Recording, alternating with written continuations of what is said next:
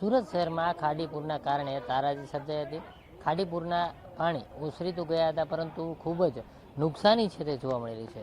સુરતનું Sarthana police station છે ને, પોલીસ સ્ટેશનની અંદર જે પ્રકારે જે નુકસાની પહોંચી છે અને નુકસાનીને લઈને જે પ્રકારે આ સામાન છે તે સામાન બગડી ચૂક્યો છે.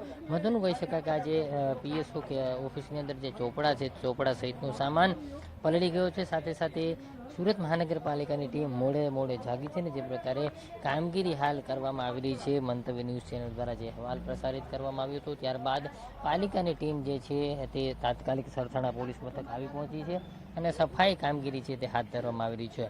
મહત્વનું કહી શકાય કે સરથાણા પોલીસ મથકની અંદર જે કાદવ છે તે કાદવનું સામ્રાજ્ય જોવા મળ્યું હતું. સાથે સાથે આખું કમ્પાઉન્ડ હતું, તેમાં પણ ખૂબ જ કચરો છે તે જોવા મળ્યો હતો. એકંદરે ગંદકીનું સામ્રાજ્ય છે તે જોવા મળ્યું હતું. ત્યારે આ કીચડ વચ્ચે પોલીસ કામગીરી કરવા માટે મજબૂર બન્યું હતું. ત્યારે હાલ સુરત મહાનગરપાલિકાની ટીમ દ્વારા તાત્કાલિક કામગીરી કરવામાં આવી રહી છે અને આખા પોલીસ મથકની અંદર જે અલગ અલગ જે રૂમો બનાવવામાં આવી છે ને રૂમોની અંદર જે સર સામાન છે તે સામાન તો હાલ પલળી ચૂક્યું છે, પરંતુ તેમની સાફ સફાઈ છે તે કરવામાં આવી રહી છે.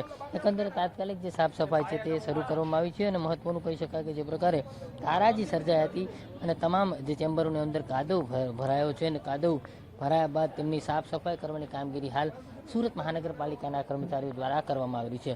મહત્વનું કહી શકાય કે થોડા સમય પહેલાં મંતવ્ય ન્યૂઝ ચેનલ દ્વારા જે પ્રકારે અહેવાલ પ્રસારિત કરવામાં આવ્યો હતો અને અહેવાલને લઈને તાત્કાલિક જ સુરત મહાનગરપાલિકાની ટીમ છે તે સફાઈ કામગીરી કરવા માટે આવી પહોંચી હતી અને એક બાદ એક તમામ રૂમો જે છે તે સફાઈ હાથ ધરવામાં આવી છે. પરંતુ મહત્વનું કહી શકાય આસપાસના વિસ્તારોમાં ખૂબ જ ગંદકી જે છે તે જોવા મળી રહી છે અને એના કારણે ખૂબ જ જે કહી શકાય કે બીમારી ફેલાવાનો ડર પણ અત્યારે જોવા મળી રહ્યો છે. ત્યારે પાલિકાની કામગીરી જે છે તે હવે કેવી રહે છે તે જોવાનું રહેશે, કારણ કે જે પ્રકારે સફાઈ કરવાની કામગીરી છે તેમાં કેટલી ઝડપ રાખે છે, જો કોઈ પણ પ્રકારનો રોગચાળો ફેલાય તે પહેલાં જ તાત્કાલિક કામગીરી કરે છે કે કેમ, તે એક મોટો પ્રશ્ન છે.